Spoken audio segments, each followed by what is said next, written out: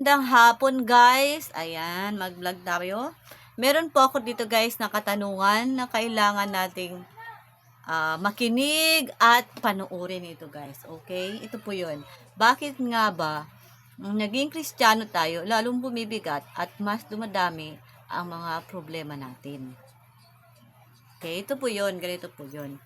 Kasi iniisip natin, pag palagi tayong mag-pray o pag magsisimba tayo, ay mapapalapit tayo sa Diyos. Gagaan na ang pamumuhay natin at mawawala yung ating mga problema. Pero, bakit nga ba ganun? Mas lalo pa yata tayong naghihirap or bumibigat yung ating mga pagsubok. Pero bakit parang lalong naghihirap at bumibigat ang ating mga pagsubok? Simple lang po ang mga sagot dyan, guys. Ito yung sagot dyan.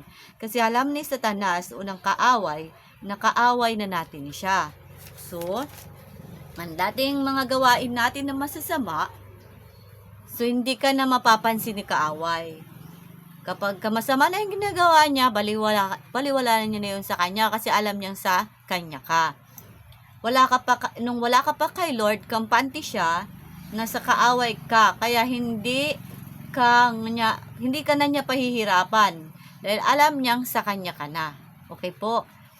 Pero ngayon na ikaw ay malapit na kay Lord, lalo siyang nanggigigil, lalo siyang nagagalit o nagdo-double time para makuha ka niya. Tama po, di ba?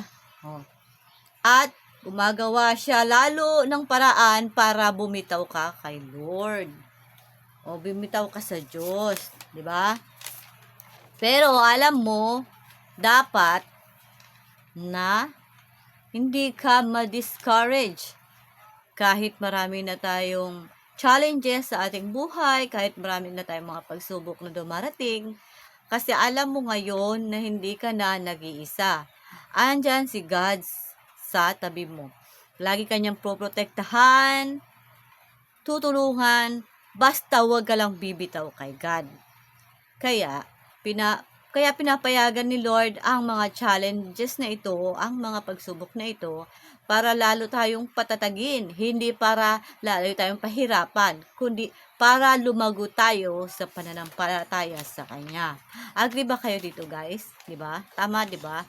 Kasi napansin natin kapag malapit na tayo sa Diyos tapos wala naman tayong ginagawang masama.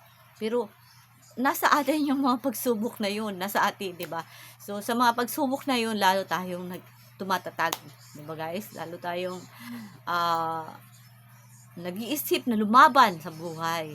Dahil alam natin na hindi tayo pababayaan ni God. So ito po yung unang katanungan at unang vlog patungkol sa aking mga Nay Money Word of the Day.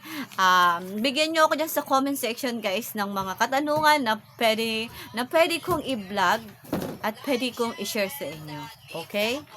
Maraming salamat! Ito yung unang katanungan. Bakit nga ba nung naging Kristiyano tayo, lalong bumibigat at mas madami ang mga problema natin? Okay? Thank you for watching guys! Bye! Next video, abangan nyo ko sa another na namang exciting katanungan at exciting na mga sagot. Thank you! Bye! Don't forget to subscribe, share, like, and comment my vlog, my Progresso Chen TV. Bye! Thank you so much!